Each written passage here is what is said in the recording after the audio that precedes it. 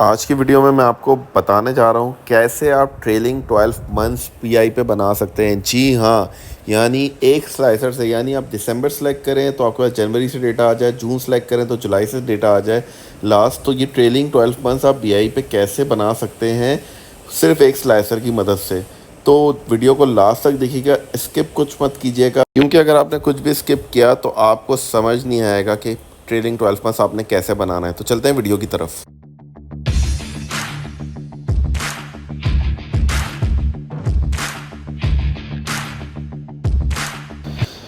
अस्सलाम वालेकुम to all of you. आज पूरे 2.5 महीने बाद मैं कोई वीडियो रिकॉर्ड कर रहा हूँ, और आज की वीडियो ट्रेलिंग 12 मंथ्स के बारे में है, जो कि बहुत सारे लोग सीखना चाह रहे होंगे। ट्रेलिंग 12 मंथ्स आप बीआई पे सिर्फ एक स्लाइसर की मदद से कैसे बना सकते हैं, आज मैं आपको ये सिखाने जा रहा हूँ। मेरे पास एक डेट का कॉलम है, जिसे बहुत सारे लोग कैलेंडर भी मानते हैं, और दूसरा मेरा डेटाबेस है जिसको मैंने फाइनल डेटा का नाम दिया हुआ है। इसका आप रिलेशनशिप देख सकते हैं कि ये relationship many to one single के साथ है। तो आपने अब जो है इसके साथ क्या ऐसा रिलेशनशिप, क्या ऐसा डेक्स मेजर यूज़ करना है कि आपका ट्रेलिंग 12 मंथ्स बन जाए। बट बिफोर दिस हमें ये देखना है कि अभी क्या करंट सिचुएशन है। तो पहले मैं जल्दी से एक स्लाइसर सेलेक्ट कर लेता हूँ, उधर ईयर मंथ्स ले लेता हूँ। ठीक है, इस ईयर मंथ्स को अगर आपने सॉर्ट करना है तो आप जो है सॉर्टिंग पे जाएंगे और ईयर्स मंथ नंबर पे सॉर्ट कर देंगे। तो आप देखें, जनवरी, फरवरी, मार्च 2020 आ गया पहले, उसके बाद 21, इसी तरीके से सीरीज़ में आ गया, फिर 22। तो इस तरीके से आपने सॉर्टिंग करना है ताकि ये जो आपका स्लाइसर है वो प्रॉपर्ली सॉर्ट हो जाए और वो आपको एग्जैक्टली सही डेटा दे। देन मैं एक आप लोग के लिए टेबल क्रिएट कर देता हूँ ताकि आपके लिए समझना और काम करना आसान हो जाए। उसके बाद आप चाहें तो इसके कितने भी विजुअल्स यूज़ कर सकते हैं। आप चाहें तो इसका कॉलम चार्ट यूज़ करें, आप चाहें तो आप इसका बार चार्ट यूज़ करें। इस वजह से पहले हम जो है वो मैट्रिक्स में देख लेते हैं समझने के लिए। सो यस, पहले मैंने देखा कि यहाँ पे मैंने नंबर ऑफ़ व्हीकल्स रख ली अपनी, और यहाँ पे मैंने मंथ ईयर ले लिया अभी के लिए समझने के लिए। ठीक है, तो ये हर मंथ के आगे उसकी व्हीकल्स आ रही हैं। अब यहाँ से अगर मैं स्लाइसर से कोई भी मंथ सेलेक्ट करता हूँ तो जहाँ पे डेटा आ रहा होगा ये सिर्फ वो मंथ दे देगा, मुझे लास्ट 12 मंथ्स का डेटा नहीं देगा। उसके लिए या तो मुझे वन बाय वन वो 6, 7, 8, 12 मंथ सेलेक्ट करने पड़ेंगे, तब जाके वो मुझे इसका डेटा देगा। तो अब इसके लिए हमें क्या करना है, अब हम प्रॉपर्ली इस पे काम करेंगे। ये आपके सामने, उम्मीद करता हूँ कि क्लियर आ रहा होगा ये शीट जो मैंने अभी बनाई है, दोनों स्लाइसर भी और मैट्रिक्स भी। तो अब इसके लिए हम एक नया टेबल क्रिएट कराएंगे। हमारे पास करंट डेट या डेट का टेबल मौजूद है। हम अब प्रीवियस डेट के नाम से एक टेबल बनाएंगे जहाँ पे हम सिंपल सा previous date is equals to date का पूरा सेंटेक्स, सिर्फ डेट लिखेंगे और आप देखें पूरा टेबल जो है वो कॉपी हो जाएगा एज इट इज़। तो अब इसको जो है हम अपने रिपोर्ट व्यू में जाके देख भी सकते हैं कि डेट का टेबल भी वैसे ही आ रहा है और प्रीवियस डेट का टेबल भी कॉपी हो गया, बिल्कुल वैसे ही आ रहा है, बस नेम चेंज है। ये मैंने क्यों किया, ये आप लोगों को आगे पता लगेगा। अब वक्त आ गया कि हम यहाँ पे एक मेजर क्रिएट करें। उस मेजर का नाम होगा क्रिएट न्यू मेजर। मेजर का नाम हम रख देते हैं last 12 month vehicle. Last 12 months vehicle जब हम इस पर लिखेंगे तो ये हमें शो कराएगा कि हमें सारे 12 मंथ्स के जितने भी प्रीवियस आ रहे हों वो आ जाएं। सबसे पहले हम लिखेंगे वेरिएबल, यानी VAR वेरिएबल। उसको हम कर देंगे रेफरेंस रेट, यानी वेरिएबल हमने डिफ़ाइन करा reference rate is equals to, ये जो भी आप लिखते हैं ये आप खुद डिफ़ाइन करते हैं अपना नाम, is equals to maximum date, यानी हमें इस डेटा के अंदर जो भी मैक्सिमम डेट हो वो रेफरेंस डेट हमारी उठा के लिया है। फिर हम एक वेरिएबल को डिफ़ाइन करते हैं और उसका नाम हम रख देते हैं previous date is equals to, अब हम लिखते हैं यहाँ पे डेट्स इन पीरियड, यानी उस पर्टिकुलर पीरियड के अंदर जो डेट्स आएँ। यहाँ पे आपको अब याद नज़र आ रहा है, डेट्स इन पीरियड के अंदर सबसे पहले आपने डेट डिफ़ाइन करनी है। डेट के अंदर आपने जो है प्रीवियस डेट दे दिया, आपने जो मैंने टेबल कॉपी किया प्रीवियस डेट का उसका रेफरेंस दे दिया डेट का। कॉमा स्टार्ट डेट जो है वो आपने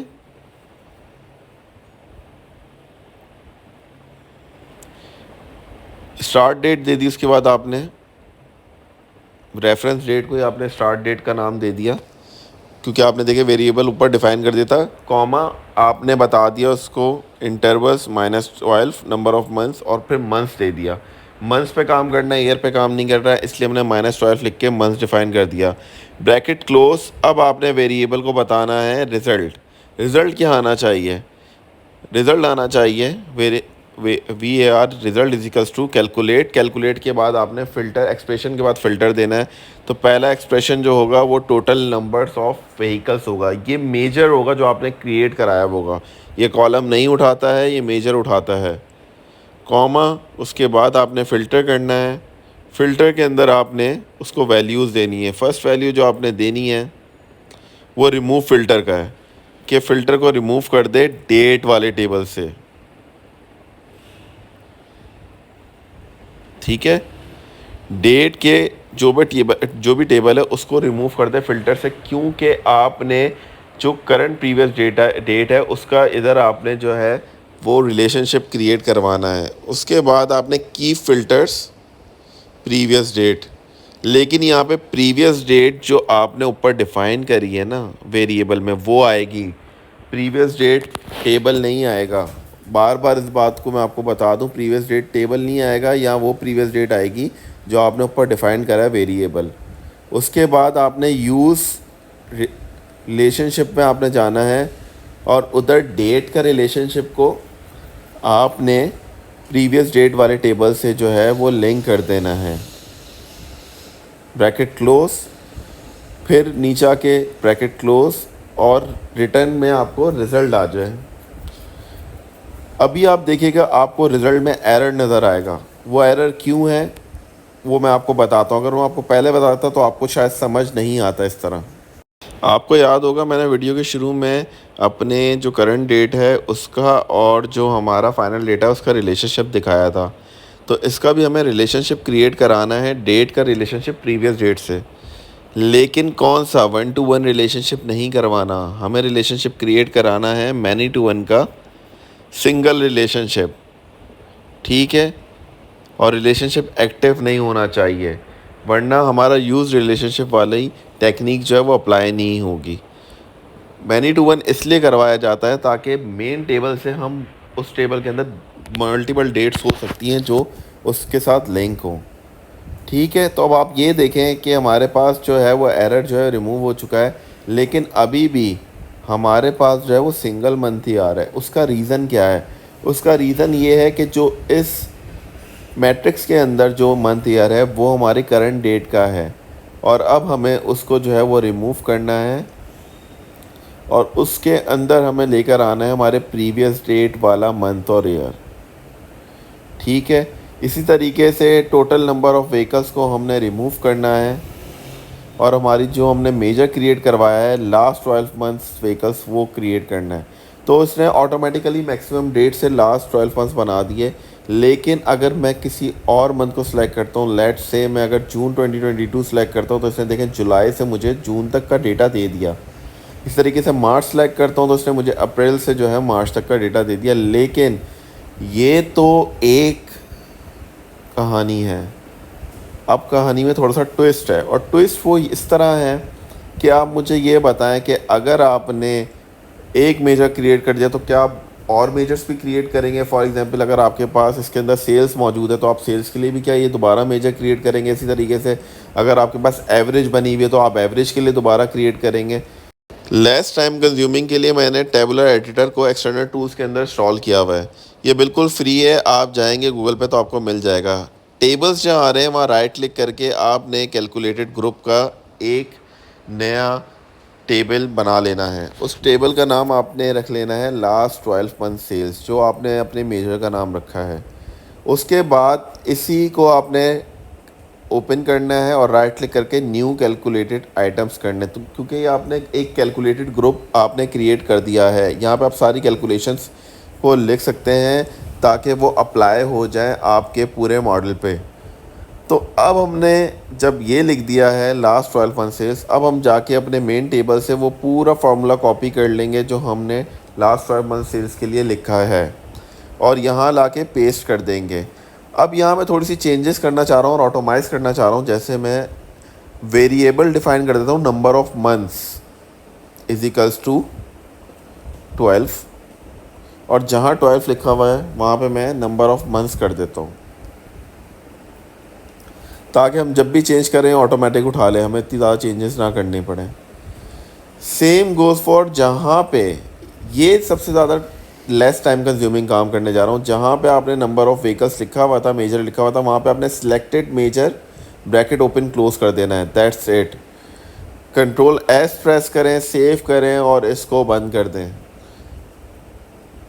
आपने जो है 2 काम करने हैं जो मैंने आपको बताए हैं। आप कंट्रोल एस करके अब इसको जैसे ही बंद करेंगे, एक ऑप्शन आएगा रिफ़्रेश नाउ का। रिफ़्रेश करेंगे तो एक और टेबल आपका क्रिएट हो चुका होगा जो आपने इधर एक्सटर्नल टूल पे टेबलर एडिटर पे आपने किया है। इसका नेम चेंज नहीं हुआ तो इसको बेसिक फ़िल्टरिंग में जाके मैं इस पर चेक लगा देता हूँ, लास्ट 12 मंथ सेल्स। अभी तो ये ऐसे ही चेंज हो रहा है क्योंकि हमारे पास लास्ट 12 मंथ सेल्स का मेजर लगा हुआ है। अब देखते हैं कि अगर हम अपना वही जो वीडियो के स्टार्ट में टोटल नंबर ऑफ़ व्हीकल्स वाला जो हमने मेजर उठाया हुआ था, क्या वो इस पे काम करता है। तो चलें वो भी देख लेते हैं। इसको हमने हटाया, last 12 total number of vehicles वाले जो हमारा मेजर है वो ऐड किया मैट्रिक्स के अंदर, और आप देखें ये बिल्कुल वैसे ही काम कर रहा है। मीन्स कि अगर अब आप इसके अंदर सेल्स लगा दें या एवरेज लगा दें, ये बिल्कुल प्रॉपर्ली सही काम करेगा। और आपके सामने ये जो मैं आपको चेंजेस करके दिखा रहा हूँ वो इसी वजह से है। उम्मीद करता हूँ कि आपको ये वीडियो समझ आई होगी। ट्रेलिंग 12 मंथ्स अब आपके लिए इतना मुश्किल नहीं होना चाहिए। फिर भी अगर आपको कोई क्वेरी हो तो आप पूछ सकते हैं। मैंने बड़ी डिटेल में आराम से आप लोगों को समझाया है। इसका सिंटैक्स अगर आप चाहेंगे तो मैं लिख दूंगा डिस्क्रिप्शन में, लेकिन मैं चाहता हूँ कि आप ये वीडियो देख के समझ के पहले काम करें, वरना सिंटैक्स कॉपी पेस्ट करना बहुत आसान है। तो अगर अभी तक आपने मेरे चैनल को सब्सक्राइब नहीं किया तो सब्सक्राइब करें, वीडियो को लाइक करें, फ्रेंड्स के साथ शेयर करें। टिल देन, अल्लाह हाफ़िज़।